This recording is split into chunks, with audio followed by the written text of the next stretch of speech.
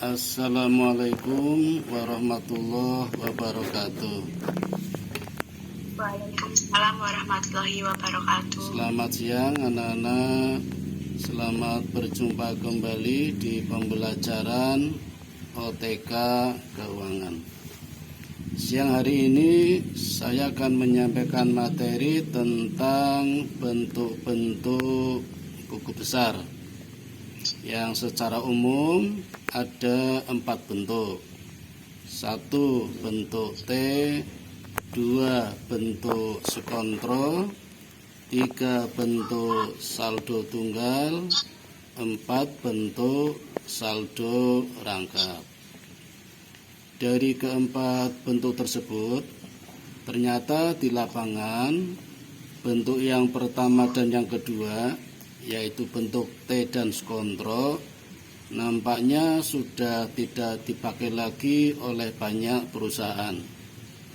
Jadi sekarang banyak perusahaan yang kecenderungannya lebih suka menggunakan buku besar bentuk saldo tunggal yang 3 kolom atau bentuk saldo rangkap yang 4 kolom. Nah, itu yang perlu saya sampaikan untuk memancing diskusi pada siang hari ini. Silakan anak-anak, mungkin ada yang mau ditanyakan sebelum materinya saya lanjutkan. Ada Pak. Ya, silakan. Dari siapa ini?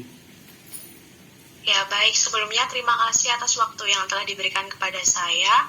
Perkenalkan, nama saya Arsela Rahmawardani dari kelas 12 OTKP 1.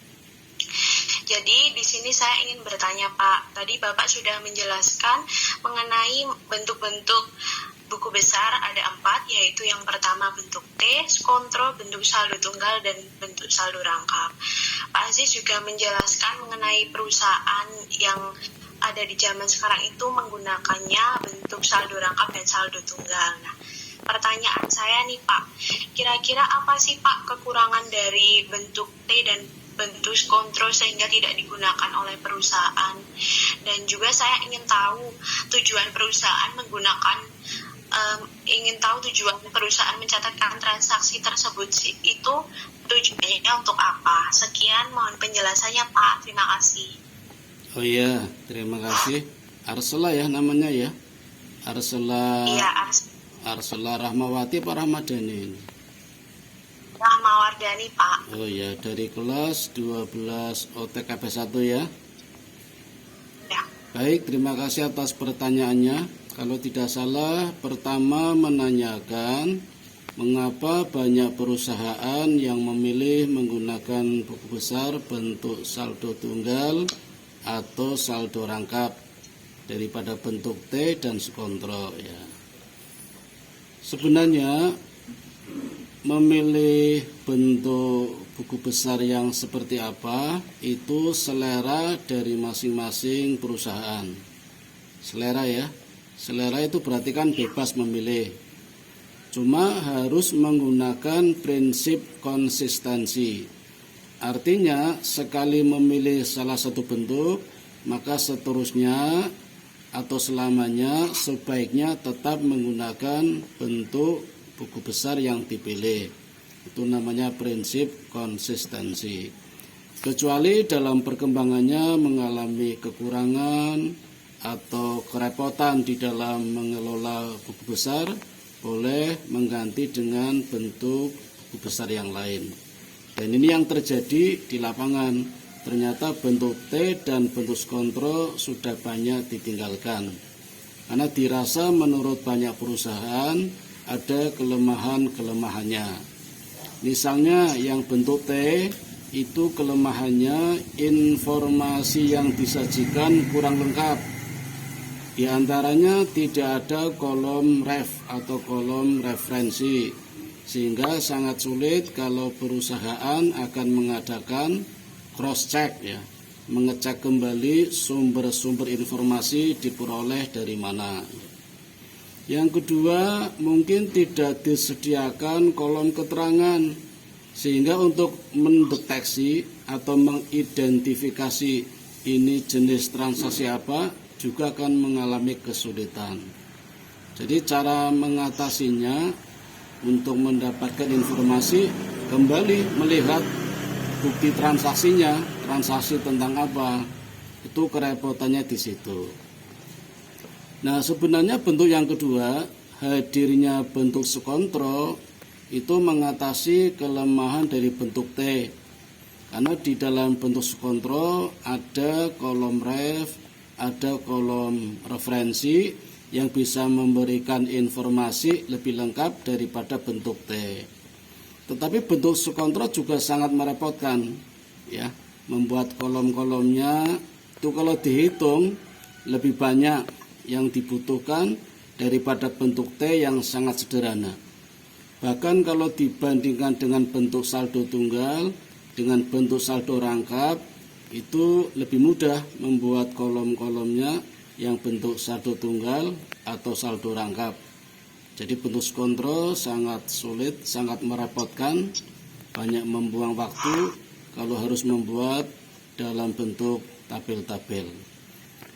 Tidak hanya itu, bentuk skontro juga akan mengalami kesulitan ketika kita akan menghitung saldonya.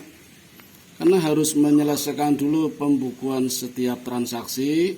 Setelah setiap transaksi selesai diposting, harus dijumlah dulu.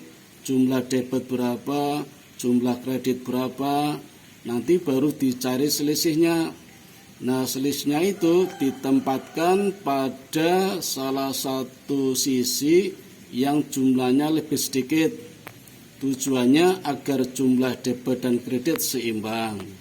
Nah, setelah itu baru ditutup, kemudian dibuka lagi untuk menentukan saldo yang sebenarnya, ya, saldo yang seharusnya. Nah, itulah kesulitan dari bentuk skontro. Jadi kesimpulannya, bentuk T dan bentuk skontro mengapa sekarang sudah jarang dipakai, karena kelemahannya di situ.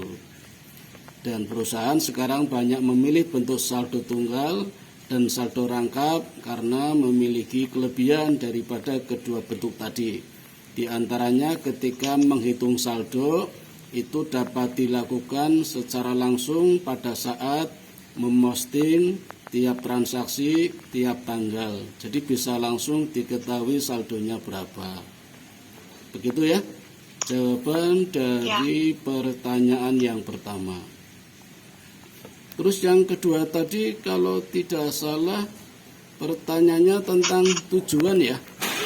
Tujuan apa tadi? Tujuan perusahaan itu mencatatkan transaksi ke dalam buku besar, Pak. Oh iya, perlu diketahui dulu bahwa buku besar itu kan kumpulan akun-akun yang sejenis, ya. Jadi akun kas dikumpulkan, akun piutang dikumpulkan, akun modal dikumpulkan dalam sebuah buku besar. Nah, kegiatan mengumpulkan akun-akun yang sejenis ini disebut kegiatan penggolongan.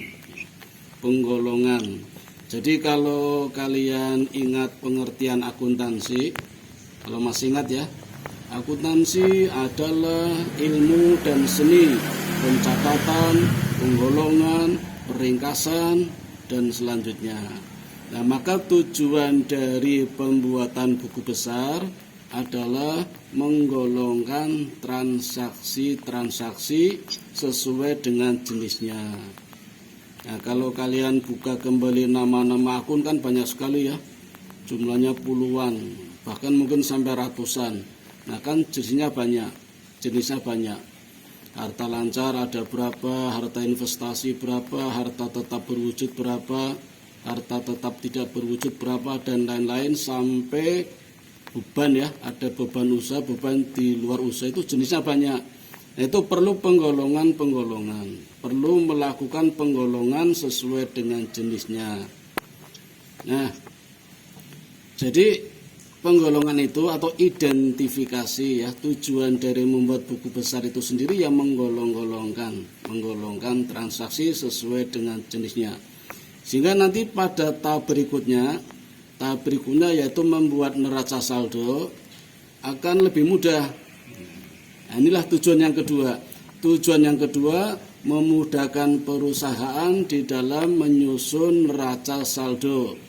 di saldo-saldo dari masing-masing akun. Nanti saldonya berapa, tinggal masukkan saja di dalam neraca saldo. Jadi neraca saldo itulah kumpulan saldo dari masing-masing akun buku besar yang sudah digolongkan sesuai dengan jenisnya. Itu Arsela ya, jawaban apa tujuan pembuatan dari buku besar. Ada lagi yang mau ditanyakan? Tidak, Pak. Jelas. Ya, terima kasih atas pertanyaannya. Saya kira sampai di sini dulu anak-anak ya. Terima kasih atas pertanyaannya. Nanti kalau ada yang mau ditanyakan bisa tulis saja di kolom komentar atau hubungi nomor saya 085225869053. Gitu aja ya. Baik, Pak. Terima kasih Arsela. Ya. Selamat siang anak-anak. Siang. Assalamualaikum Assalamualaikum, Pak. warahmatullahi wabarakatuh. Waalaikumsalam warahmatullahi wabarakatuh.